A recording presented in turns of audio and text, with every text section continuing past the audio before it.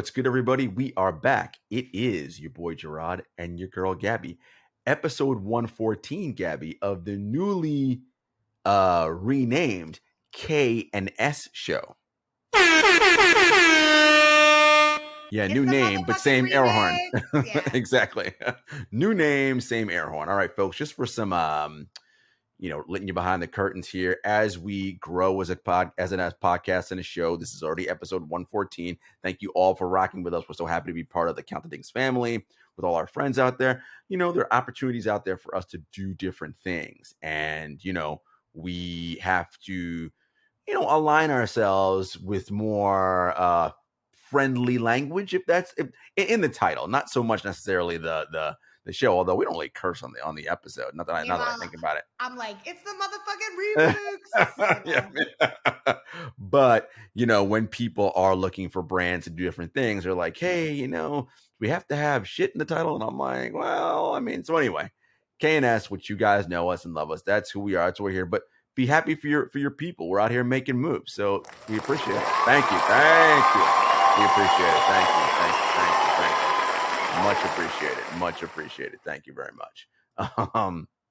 So that's what's going on with us. Gabby, judging by the background, that means you are in your apartment streets on the East Coast. How are you?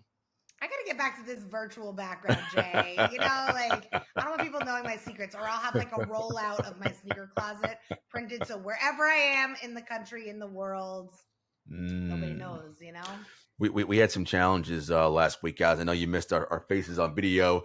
Your boy definitely screwed up on the on the settings. It was just like this is what happens when a lot of traveling happens, and all. It was just things just get crazy. But we're back to normal now. We got our videos going. Everybody's here. Anyway, we talked about holiday releases last episode. We're are you at the midpoint of October, right? Halloween's going to be here in 2 weeks, give or take, right? Just about. So we're NHL hockey started earlier this week, so I know you were excited about that. Shout out to the Rangers winning their first game. That's right. And then NBA starts next week. So by the time you guys hear this, when you guys hear this episode, it will be opening night of the NBA. So yeah, it's exciting. Things are happening. How are you feeling? How are you doing?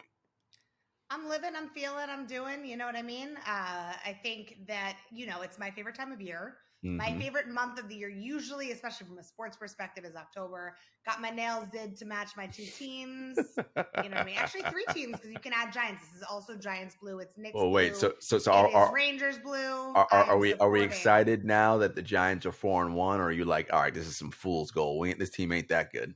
We're not talking about the Jets, Jay. I feel like the Giants have, you know what I mean? Like, our biggest Achilles heel was figuring out the last 2 minutes of the game for how many years now? What, like 10 seasons? Mm-hmm. No matter how good we are, I feel like that last 2 minutes is what really has determined who we are. And so watching the game against the Packers in London this last week, it was really beautiful to see the second half when the Giants came alive. Maybe they were a little jet lagged in the first half, but that's okay. I think we're seeing a lot of promising things. It's funny. I tweeted something this past week about how I was really excited that both New York football teams won.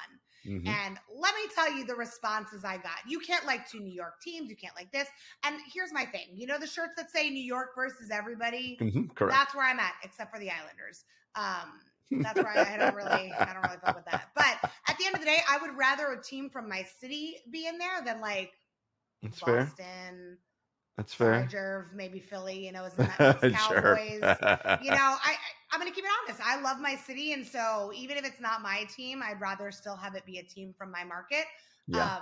I have other teams that I like around the country for different reasons. I'm going to see the Bears and Cowboys in a couple of weeks. The Bears. Wait, do we decide? Are you going to dress up as Dicka? Is that? I 100% am going to dress up as Dicka. I'm like one of those girls that's like, most girls on Halloween and then other girls on Halloween. That's going to be me. Shout out to me, girls. Mm-hmm. My mustache has been ordered. I already got the sweater on the way. I got my khakis ready, dusted off from my game ops days. It's going to be a vibe, especially because the game is in Texas. So, it's definitely going to be a vibe. Bears. Speaking of sport, Mets fans, unfortunately, a little sad, rough way to end the season. It's funny because me, I'm always like, guys, you don't have to do this with your sports, right? Like, you don't have to, like, deal with this like heartache all the time. And growing up a Mets fan, like, I understood that, but I quit fandom of certain teams because I'm like, I don't need this aggravation in my life. But Gabby, they pulled me back in this season. I was like, oh man, 101 wins in the It's division, leading exciting. it for almost 300 days. I'm like, this is it. And then your two best pitchers in the 5 most important games of the season could only win once. One time. Mets gonna Mets. You know what I mean? And like it was really tough to watch. I know I say that in jest, but like there was so much promise this season. I think even if you weren't a Mets fan, you were still pulling for the Mets because it was great to watch. It was great baseball. It was like this Cinderella season, and then and really go it Knicks. and then really if you watched them this year, they were playing bad baseball for the last month of the season, right? Like, and so that and that and baseball's a kind of sport where that stuff just carries over, right? Like, runners in scoring position, they must have hit like .098, right? Like, just unable to drive in runs. And again, the big aces, the big arms, and Scherzer and DeGrom not being able to get wins when they need it.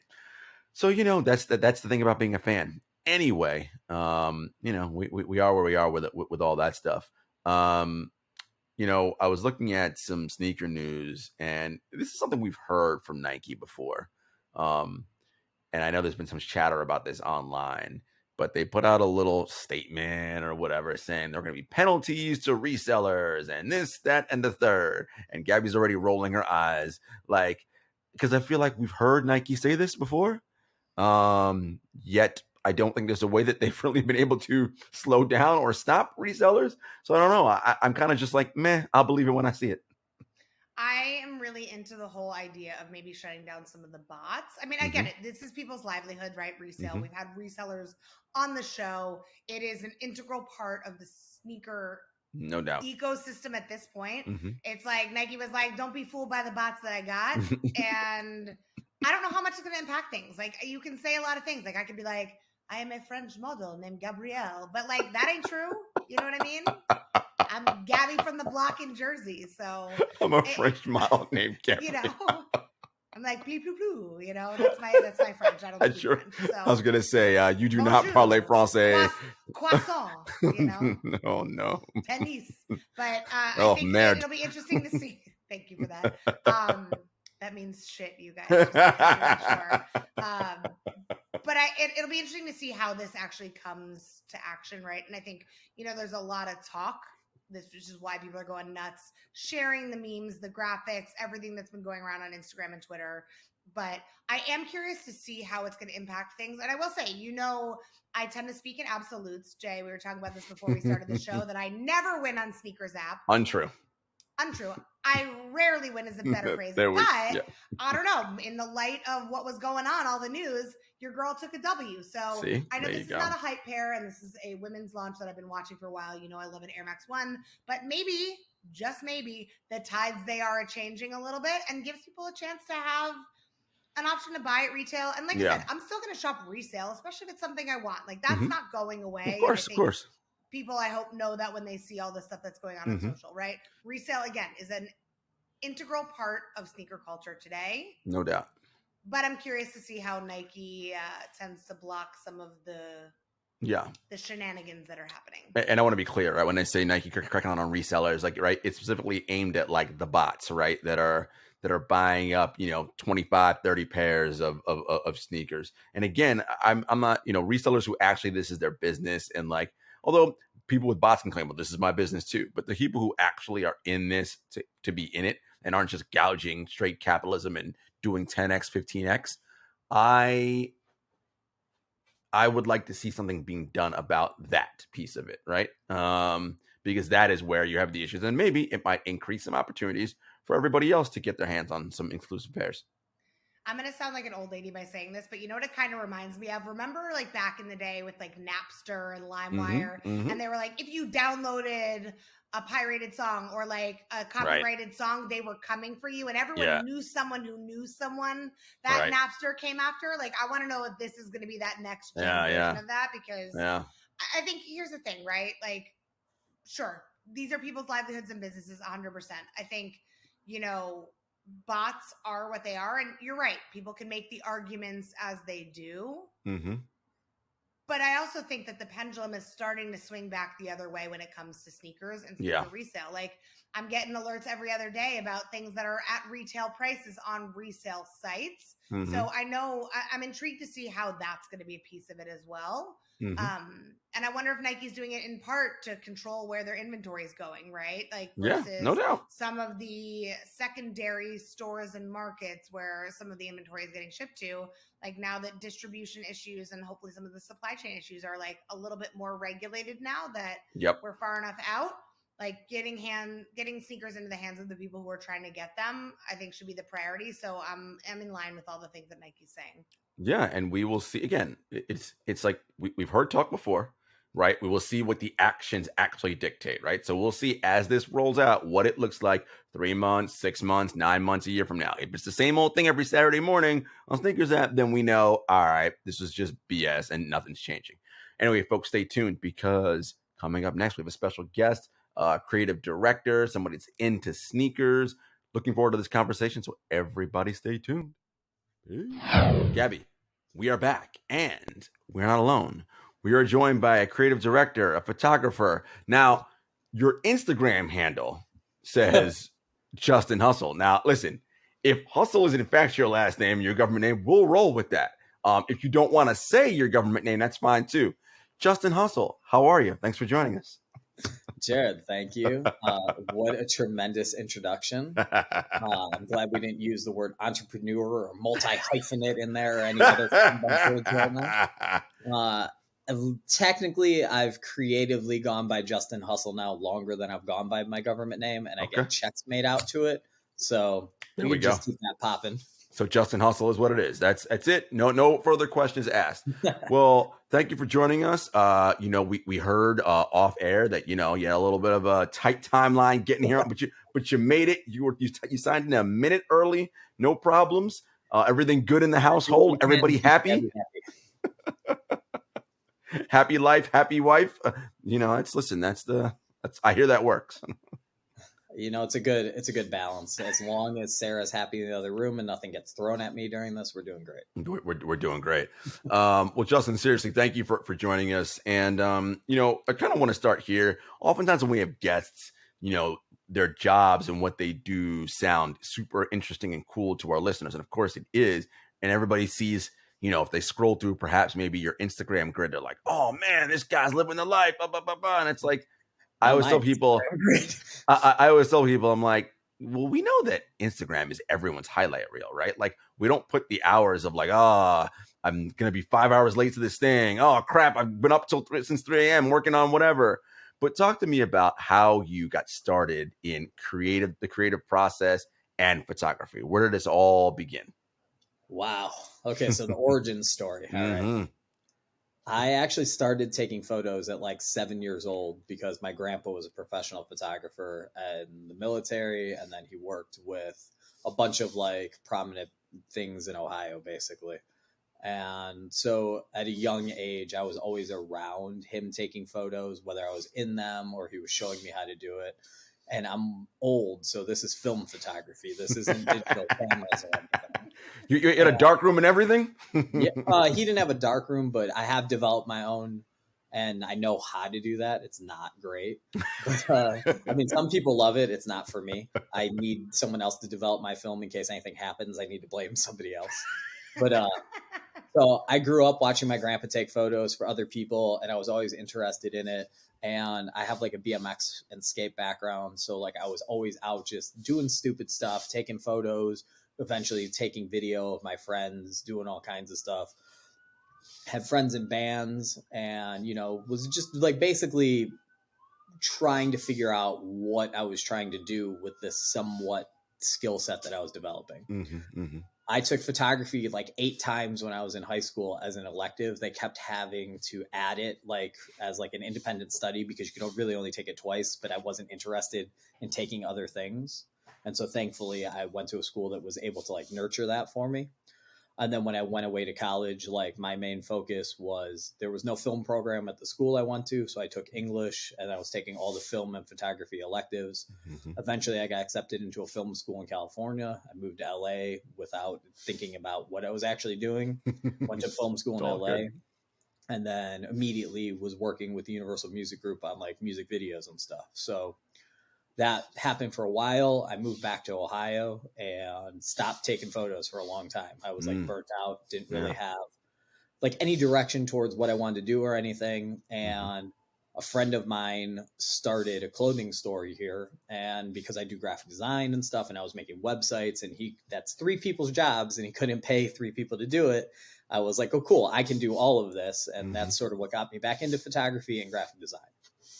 That's awesome, man. So let's go back to, high school and the 8 times you took film or photography as an elective. Okay. No. But it makes sense because even at that age as a teenager, you knew what you liked and what you didn't like. Right. And I think, for people, what's really important, as much as it's as important as it is to know what you like, it's important to know what you don't like. Right. And clearly you were like, no, I'm not doing this whole math and science thing. No. Not really into that. It's funny that you say that because so I was in honors English and all that kind of stuff. And I took the required 1 math class, took the required 1 science class, took, Spanish, took like other classes that were interesting. I took wood shop and photography every semester from 9th grade until I graduated high school. That's amazing though, to have a place that like really lets you be creative and cultivate that. I think more schools should offer that. I was always getting in trouble though, and they basically were like, whatever is going to keep this kid from burning the school down or getting fights every day, send him there. Like, they were calling my parents into school. My dad would show up and the principal was literally like, he's going to work at a gas station. Like, just, he should drop out now. Like, these were the kinds of like encouragements I was getting. It's terrible on that side of things. And then my photography teacher was going in and basically going, yeah, he said he wants to take it again. Let him take it again. Yeah. And like I was winning like awards and stuff. And the principal is saying, go work at the BP down the street. And, Justin, as a side tangent, and Gabby, you can jump in on this too. The current system and setup for public school education for children is so poor. Really, and it doesn't allow. My wife is throwing a book up in the air that she's reading about it right now. It doesn't give the opportunity for kids who don't want to do those things, other things, right? Think about it. When public school was created, the way that it goes back to the way the rows are set up and everything, right? You get 30 kids in a class. The system was set up because of the 30 kids, 24 would go into some kind of manual labor, farming, whatever, right? You'd have like 1 doctor in the class, right? It's very, but like there are millions of job possibilities now. Yet the model that we use to teach kids still use that same old 24 of you are going to be. Meanwhile, there can't be 24 fucking farmers. That's not a thing. So this book my wife is showing me is called The End of Average, and it's literally about what you're talking about. And so for me, I actually, a couple years ago, I taught photography at a charter school as like a reward to students that showed interest in photography that were like better behaved. And this was a school for, kids from like really bad situations, like underprivileged or like non-existent parents. Some might have even been in foster care. And like I was coming in there once a week to teach them about photography because for me, art exists anywhere. Yes. Photography sort of has the lowest barrier of entry. You can go to your local drugstore or Walmart and buy a disposable camera and you're in the game that quick. It doesn't have to be a $20,000 red camera. And with having an iPhone, the joke is for photographers that everybody's a photographer now, but that's actually better. Like I want to see what you're seeing. We can take the exact same picture with the exact same equipment and get different results because my, perspective or angle or whatever is going to be different. Yeah, for sure. And I think cultivating that creativity too is so important, whether it's for therapeutic purposes or it's hobby or it's talent or a combination of all those things. I think, Jarod, you hit the nail on the head is that jobs are so different these days. Like even when I went to college, I had 1 PR class. Right. Social media wasn't a thing. Do not do the math on how old that makes me. But like, we had Facebook when I was in college and that was it, We didn't have Facebook when I was in college. And to see how things have evolved, right? Yeah, Like, yeah. I'm really glad that, I learned about trigonometry to really help my career in I influencer. was gonna say You know it what I'm really saying? Like, helps you doing what you're doing right now. it's like, but cool, you didn't teach me. I had a teacher in econ who taught me about IRAs and taxes, and I felt like I was already ahead of other people because at least I Right. had some kind of like life skill Right, and right. life knowledge. But like, we have to go outside of the norm. Definitely want to Yes. check out that book, End of Average. I think that sounds fascinating, and that's our culture is so bespoke and different, and there's so Put many the Amazon link opportunities, right here. options. We might get an affiliate. Click on bio for purchase. Add straight to cart. There you go. Thank you, Amazon Prime. No, it's great. Like this stuff is so important. And, Justin, you surrounded yourself because you said, you're doing art, you're doing photography, you're doing woodwork, you have friends in bands, you're into BMX. You were always around people that had a similar sort of thought process. It's not as assimilated as you would think, though. So like I'm from a smaller suburb in Cleveland where like I was the weird Shaker kid. Heights? Next door. See, look at that. See, you don't know about my geography skills, Gabby. You think I don't know? I know lots of stuff. So when I was growing up, lots of things. when I was growing up, I was the kid that was wearing like Jordans and Levi's and Stussy shirts to school that I still have in my closet, much to my wife's chagrin.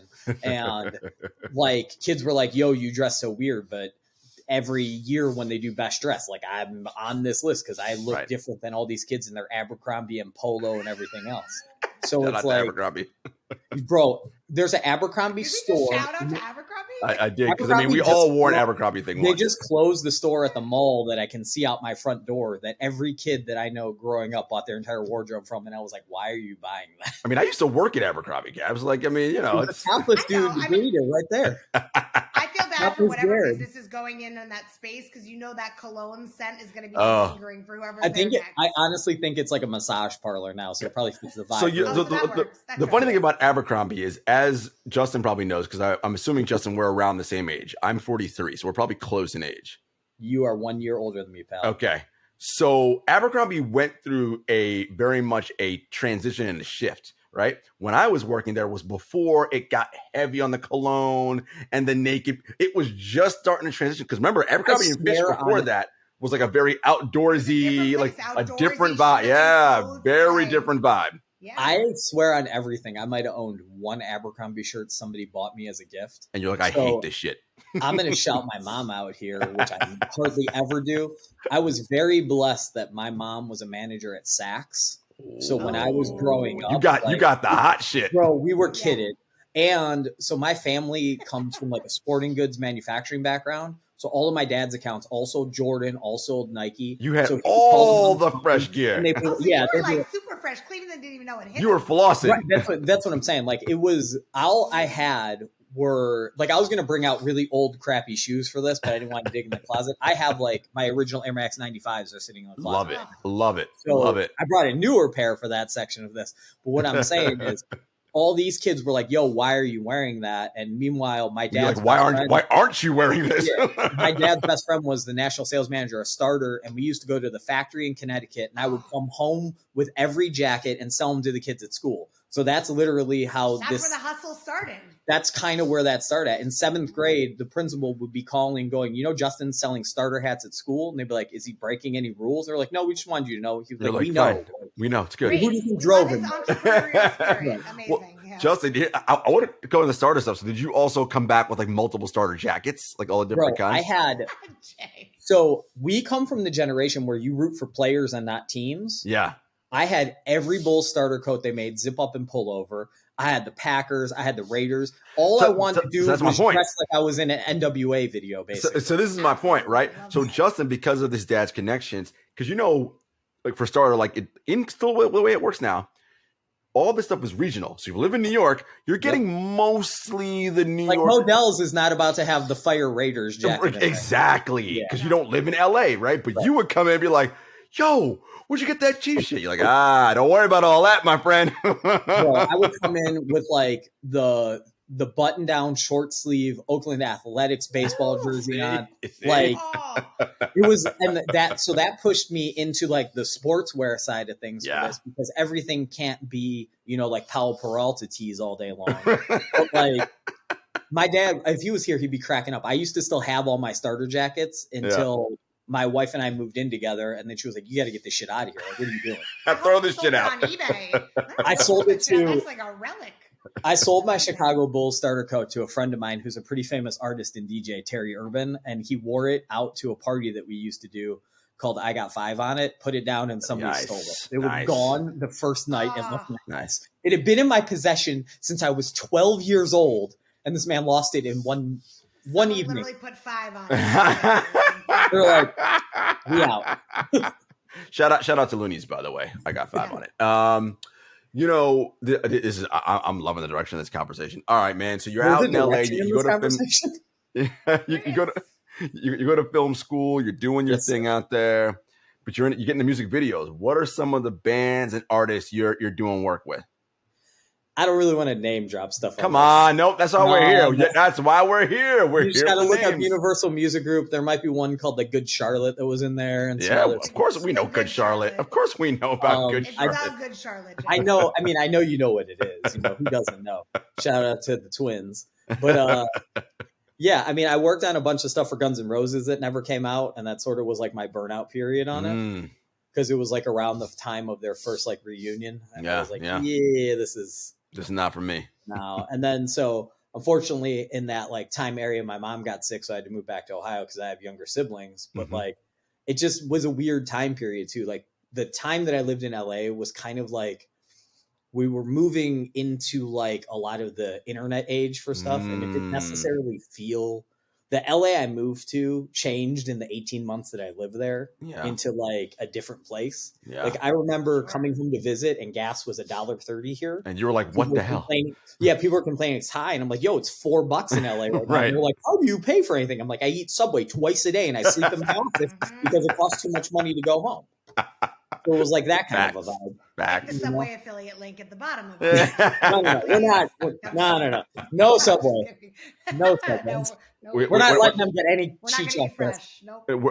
Eat fresh. We're not eating yoga mat material in our Subway. Come on now. No, we're not doing that. No, but it's so interesting you say that because so much of this work and how things work out for people is about timing, right? So in many ways, you were maybe like 18 months, 2 years too early, right? Because Universal probably wasn't on that. Like clearly they weren't jumping on the internet age. You're like, no, we got to keep all this. We got to keep vinyl and CDs. Like the big battle that I faced when I was there was I got my job because this ties into graphic design and might give us a good segue.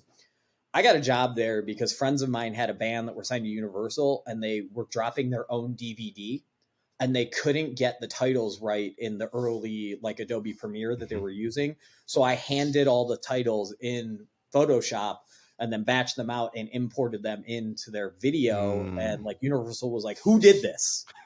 They were like, get him. I didn't even graduate film school yet. Right. Like, I had a job. Right. And one of the dudes I went to film school with wrote like the Bruce Almighty movie. Nice. Like with Jim Carrey. Mm-hmm. So like he went there, he wrote that movie and he went there to learn how to like direct and stuff because he wanted to control more of the movies. And he was like, how did you just get a job at Universal? And I showed him and he was like, how did you do that? Yeah, right. Yeah. And I was like, you go in Photoshop and you do that. And they didn't have a clue because the original Photoshop is really like getting a cool piece of like media, scanning it, cutting out elements, tracing that. Like I was doing all this stuff by hand that they didn't even know existed. Yeah. And every day was a battle. Like every conversation was a battle. Yeah. They were like, here, use this super old Apple Mac with Final Cut 1.0. Nope. And I'm like, I'll just go home and do my job. Like I have a really nice dual monitor setup at home with Premiere. We're running, like a 280 gigs of RAM. Like what's RAM? What is RAM? By the way, shout out to Adobe Premiere. Click the link at the bottom. If Adobe wants to sponsor me, I am down with that. Yeah, all right. I need a discount on the creative. Thank you, as do I. So please, by all means, Adobe, we're fully willing for that. No, this affiliated for that. I am loving this conversation, Gabby, just because it's like this is sort of the journey, right? Like you're Justin, you're one step ahead in many ways, and everything, right? You're early on the wave, and I imagine working in a place like Universal, which anybody who worked for a large corporation knows, you have to ask 75 permissions to get a stapler, right? I mean, it's just that's how these places work. And when you're a creative, I don't have time for that shit, bro. Ask for forgiveness. That's what you gotta do. Always, yes. Much easier to ask for forgiveness. Checks.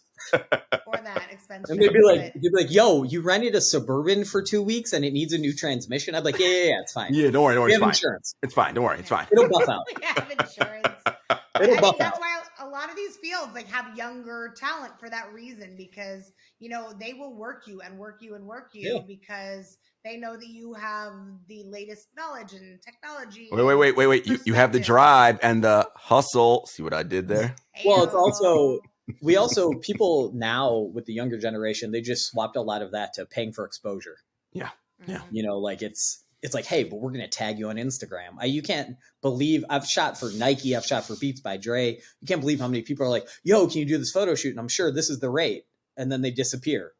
And I'm like, okay, like, does the rate not work? And they're like, "Oh, we were thinking like we could give you like some clothes and like some." You're like, I'm a little past that stage. I gotta pay the rent, my friend. You got a mortgage. Like, my wife be likes fancy stuff, guys. Like, this ain't gonna work. Yeah.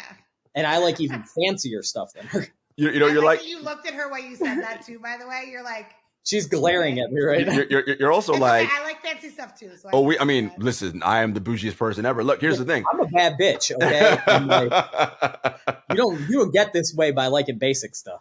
Exactly, but here's the thing. It's like, oh no, I'm down with the free clothes and shoes in addition to the money, right? I won't take Jarod is free 99 if I had to. I won't take anything. Hector.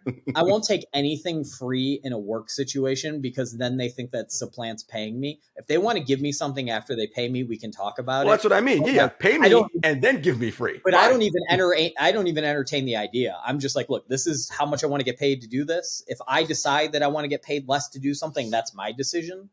But that's the same thing that I do. I hire creatives all the time. Tell me your rate. Your rate's your rate. If I can afford your rate right now, great. We're going to work together. Yeah. If I can't and I like your work, I'm going to bank that idea for later and see how we can work together. I'm not going to ask you to take a discounted rate. If you offer it, we can discuss it. But I'm going to be like, you want $500 an hour? I got 125. Who does that help? Know your worth, people. No, this is good stuff. And stick to it. Absolutely. That's it. So, you talked about your dad and your Nike was his clients. You were the freshest kid in your I didn't say I was the freshest. No, you were. It's fine. No, you were. It's fine. We cool with that. We cool with that. I don't need anybody popping up in YouTube comments. He wasn't that fresh. Y'all full of shit. They're trying to pull up an image of me one time where they got me out of pocket. No, the one Abercrombie shirt makes an appearance. What? Bro, I have pictures of my 21st birthday party, and unfortunately, I'm wearing an Abercrombie shirt in it. You never see those on Throwback Thursday. You can Photoshop. I mean, I'll just own it at this point. When you talk to me about that first pair of Nikes or Jordans that you rolled into school with, and people were like, all right, we already know Justin's weird or whatever. That's probably what they were saying because they didn't. But no, that's what they were saying because kids are stupid. I know exactly what shoe it is. You know what I mean? They were like, oh, he's weird. But what was that pair that like they were like, what the? I have metallic black Jordan 5s like a month or two before they came out because street dates weren't real back then. Right. I walked into school and everybody was like, what the hell is that? I'm like, they're Jordans. And they're like, yo, they're fake because Jordan 4s were out right then. And you're like, nah, son. What are you talking about? I'm like, they're just not out yet. And everybody called me a liar for like months. And then when they came out, they were like, oh, never mind. You're like, yeah, see?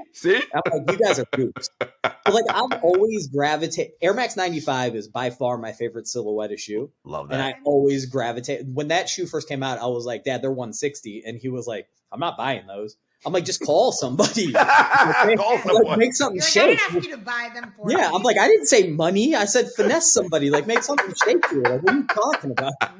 And he wouldn't do it because Jordans were like $100 then.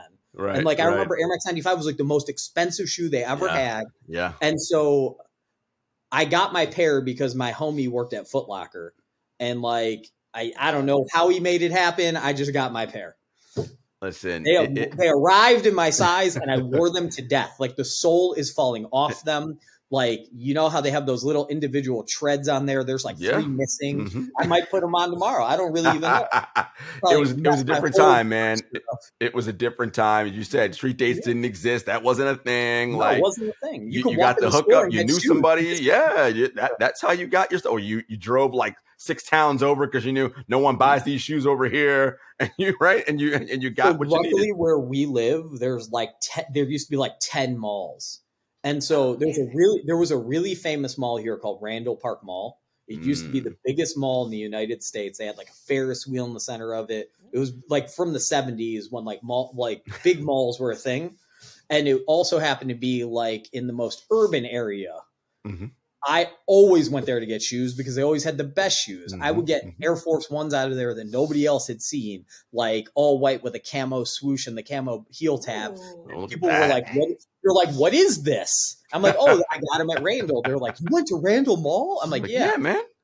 I learned my lesson one time because our homie's car got stolen out of the parking lot when we went there. So like we just made sure that we went at the right time. But listen. You as you get older and you recognize what the game is, you do what you have to do to get what you need, right? Like you take those up during the daytime instead of I'm pretty sure you could Google when Cool Gray 11s came out. There was like riots in that mall for that shoe, and thankfully I never liked the Jordan 11, so I was not there for that. So okay, so that's an interesting. So Jordan 11, not a favorite silhouette of yours. Unpopular opinion. Okay. No. I don't like Jordan 5s anymore as a grown adult. I think they make you look like a Japanimation cartoon kind of a little bit. Like that's like exactly why I do like them. But that's cool. Feel like I'm like Tatmy and Code. That works for like when you wear like leggings or something and like a big baggy shirt, and like that works. Sometimes I wear real baggy pants and then they look real funny. So for me growing up, my favorite Jordan was a 5. Mm-hmm. And that's like where I lived in Jordans. I liked 4s and I liked 3s, and I was too young to really ever have 1s that I recall because I think my dad was getting me like Cortezes as a little kid then type of thing. Yeah. But once Jordan 7s came out, I didn't like them anymore because they didn't have an air pocket. In my head, I was like, this shoe isn't as cool. And I've never really owned any Jordans after I had a pair of Bred 11s. I had them for like a week. I'm like, this isn't for me. And like, other than that, I've never had a 7. I've never had an 8. I've never had a 9. Like none of that. I've never was into them. So you're really old school. My absolute favorite, like everybody else, but I liked them way before. But they're just so good, yeah. Obviously. No. I love that. I love your. Like, it's good because then you're really talking about somebody who, I like what I like, and these are the reasons why. Versus, oh no, this new hype pair of 11s came out. You're like, that's fine. 11s aren't for me. So you guys go nuts. Yeah, I don't. I've had one pair of Bred 11, and I was like, nope. And like, so for me, I actually used to like 4s more than I do now. Mm-hmm. So now for me, it's like I love a 4. So I'm a 1 and a 3 guy now. 3s are that's my jam.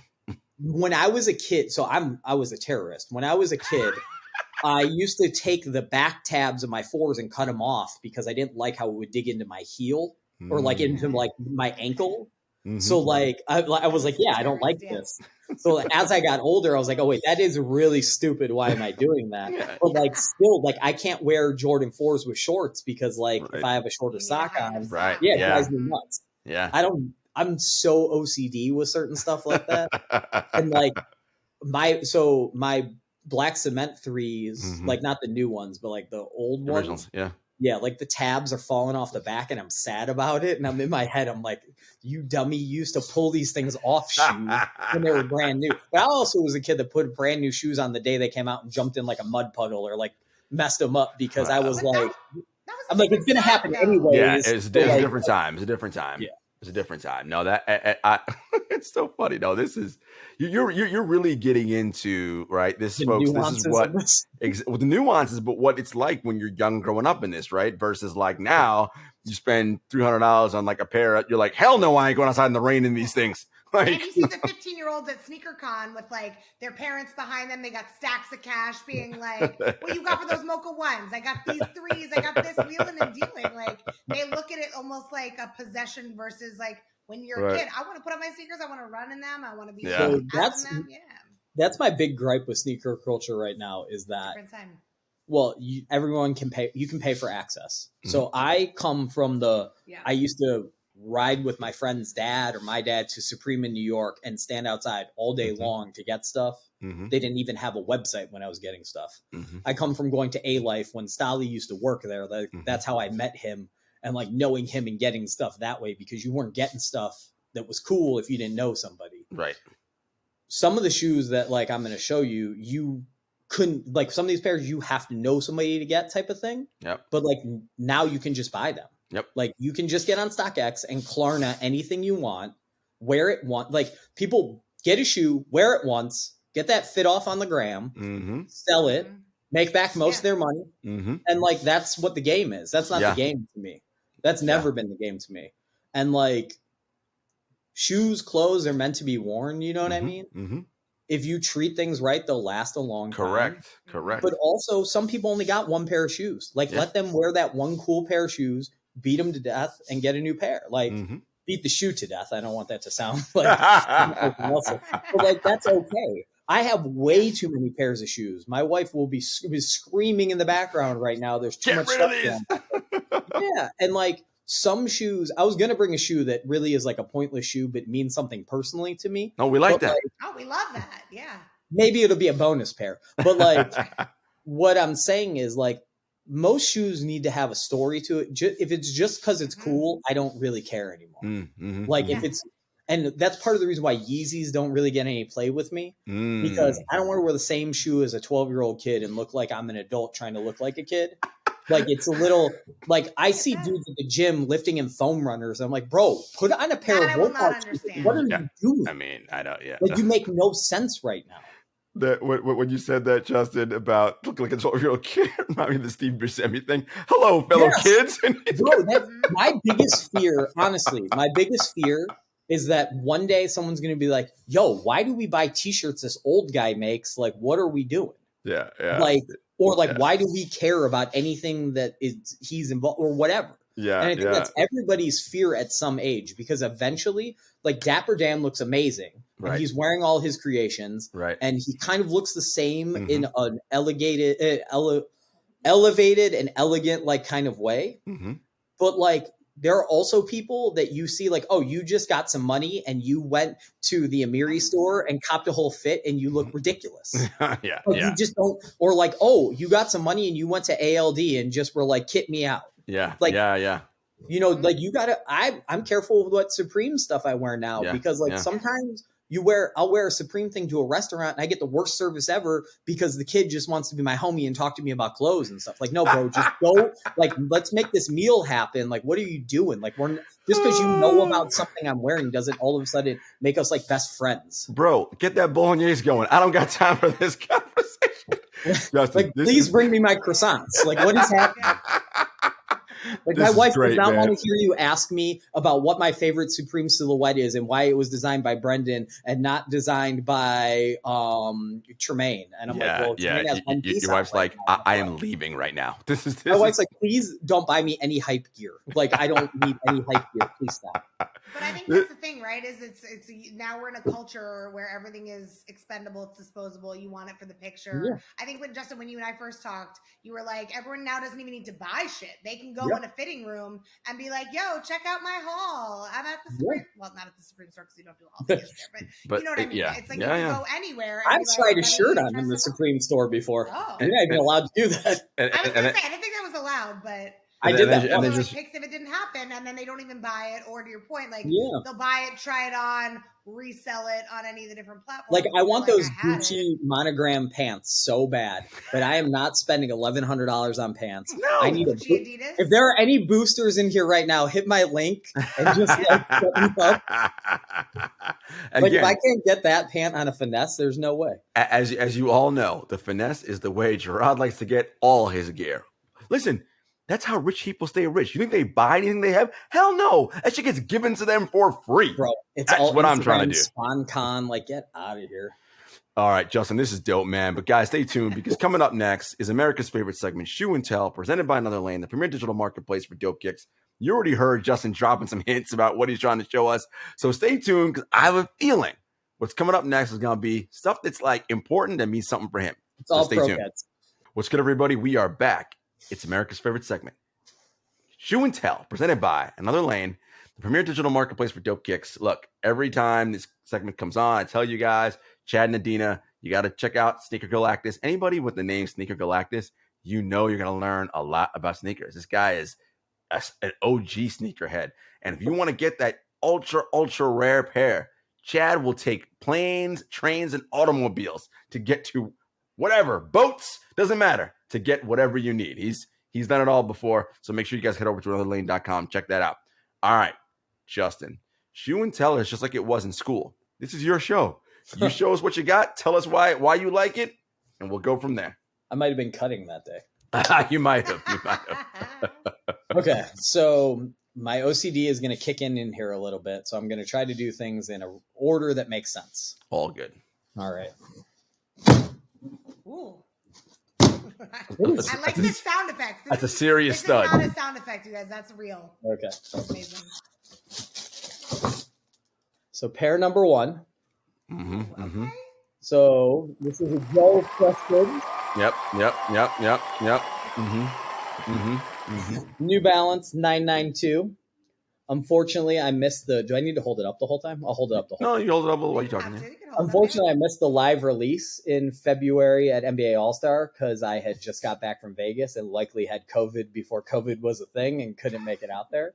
But also, Joe is one of my closest friends in this industry. I met him in 2009 at Magic in Las Vegas, and we've been close ever since. So when these randomly showed up at my house one day, I have barely ever taken them off. I just went to Vegas this past August for Agenda for some meetings, and I wore them the whole time. Well, I should say Project. Agenda is a nothing thing now. But so I want to give my boy some love right off the bat, even though obviously everybody is Team Joe right now. He's got a New Balance that's dropping right now, so you know. Love it. That's a comfortable shoe too. It is a very comfortable shoe. I was not a New Balance dude whatsoever, and now I have New Balances. New Balance on the come up, man. You gotta put it on your feet, and you're like, oh shit, okay. We're New Balance people now. Like, I can bring one pair of shoes out of town. I don't care. Like, I bring a pair of gray, 2002s and walk around Disney World for 4 days, and I don't care. And they are cool for some reason. Isn't that like weirdly liberating, right? Yeah, listen, in the old days, I packed 2 t-shirts and 4 pairs of shoes to go out of town. And now I pack like 17 t-shirts. There's so much more room in the duffel bag. I like having the option choice. Are there questions? Do we want to ask anything about this? No, you just keep. Nope. I didn't know how this works. You said show and tell. Yeah, you show and you tell. We just listen. I might ask some questions, but we're listening. Yeah. Show and tell. Yeah, we soak it all in. I see something here. So if you're paying attention before, shoes are here. So if you're paying attention before, I mentioned Air Max 95, my favorite silhouette. I think these are a sticker price of $170 now. I believe the original MSRP, if we looked up, is maybe $125. It's about my 10th pair of this colorway. This colorway happens to have been, I think, worn twice now. This is from the most recent release, I think in 2021 or something like that. But I've had these with the patches, without the patches. I've had them where the neon doesn't quite match. This seems to be the truest one to the one that I had when it first released. And I wish I had 10 pairs of them so that I could wear them every day. And that's the thing. They changed a little. They did. And we recently had a mishap with a pair of Air Max 90 infrareds where I tore the toe box, and thankfully I had a backup pair, but now I'm terrified to put these on. So these are going to go right back in the closet after this to be seen in 5 years. He said an issue with the toe box. You know that made me think of, Gabby? Uncut Gems. Yep.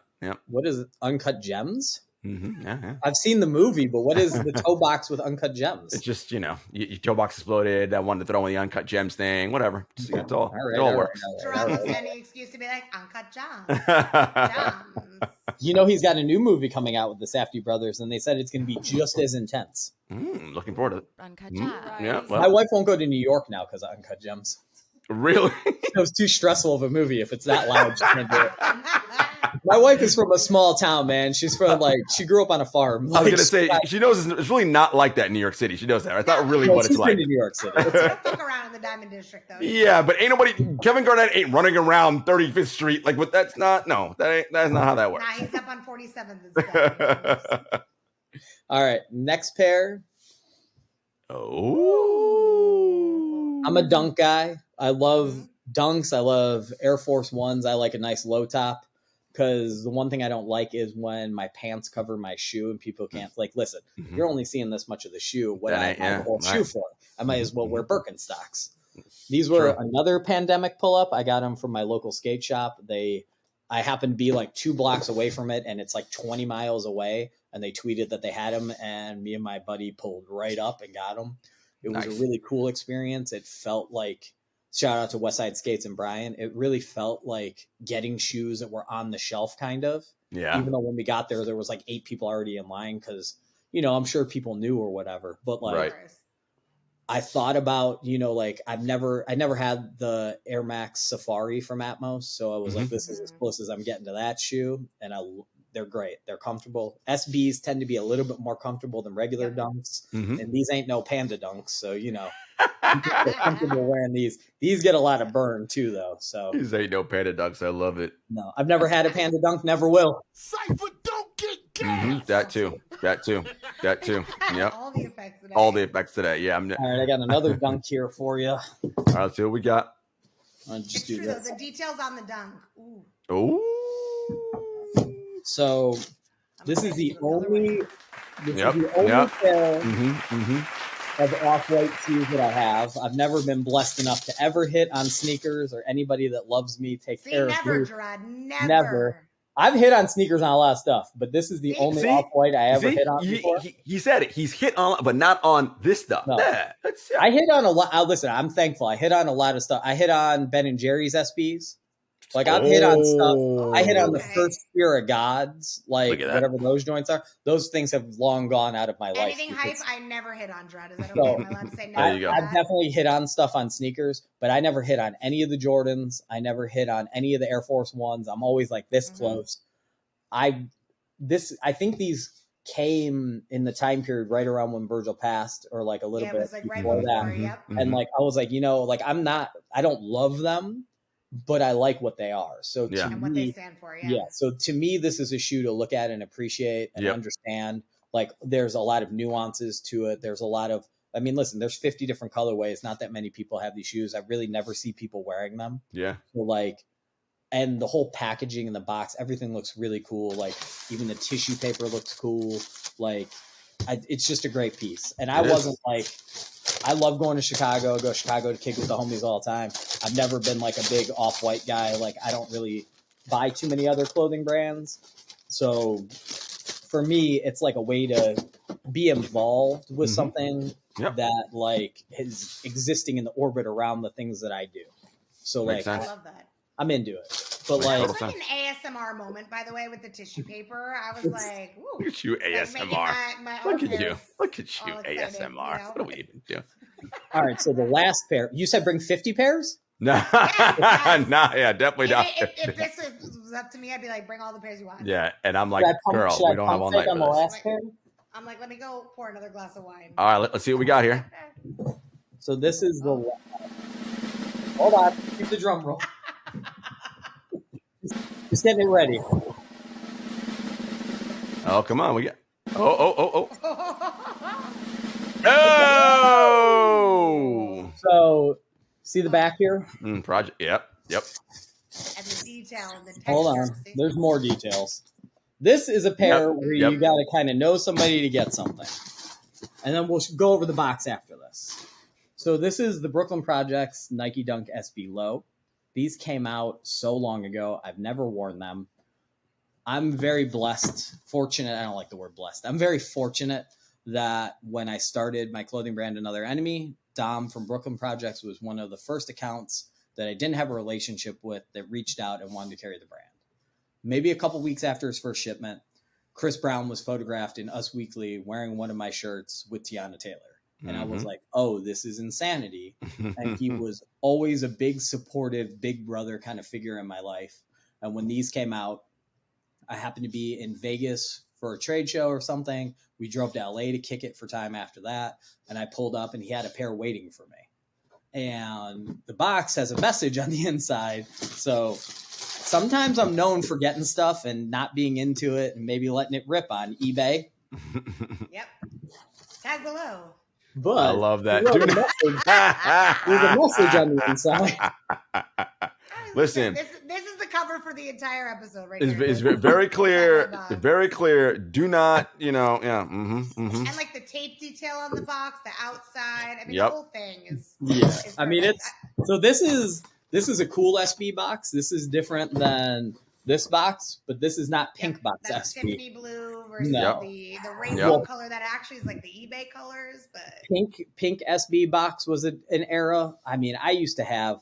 So when we started the clothing store, we didn't have a shoe account, and I would bring in all my shoes to like sell, and they're all like 9s and 9.5. So like, really, I'm not servicing that big of a customer base. Very like, specific. I remember I had T19 royal blue Dunk SB highs that I sold, and like this is like my shoes were beat, and people were paying $300-$400 because they've never seen these things before.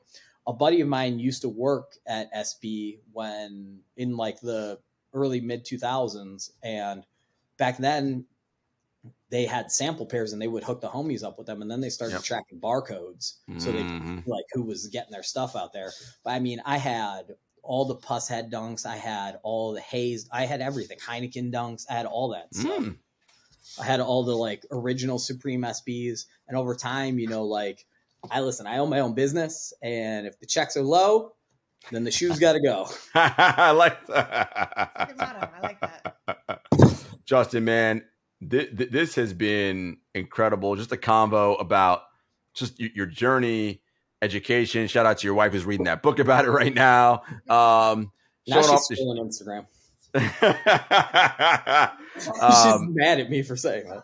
And then the shoe and tell was great. Tell the people where they could find you, find your work, find another enemy. So you can find me at Justin Hustle on all available social networks, I believe. Definitely on Instagram and Twitter. Not a big Facebook guy. I loathe even having to get on that website to do any work. And as far as brands go, so another enemy is the same thing, Instagram, Twitter. I also have another brand called The Breaks. So it's The Breaks on Instagram and The Breaks 1980 on Twitter and Facebook. For a second, I'm going to plug The Breaks. So this week on Monday for World Mental Health Day, The Breaks did a collection to raise money and donate to the Jed Foundation in partnership with Mental Sesh, which is Liz Beecroft's. Shout out to the homie Liz Beecroft. Yep. So we have a collection that's on there for the next couple of weeks. A portion of sales will be donated from that. So that's live right now. People can go on there and support that. And for me, honestly, support is as simple as like liking something, sharing something. It doesn't necessarily have to be dollars. In today's day and age, Facebook wants me to spend $15,000 a month on advertising for people that already like my stuff to see it. So to share things literally has a value equated to it 100%. versus you don't always have to buy stuff. Like, listen, Breaks tees start at $48. Maybe that's too expensive for you. Cool. Like the page and hang around. Maybe something will go on sale. Right. That's awesome, man. I'm loving what you're doing. Much success to you. Hopefully one of these days we can meet up IRL, as Gabby likes to say. I don't think that helps, bro. Well, it's funny. We're very similar. I'm like, Gabby. I'm like, what? You want to meet where? I'm not going anywhere. I'm like, I need to go where for what? Like, what's the check look like?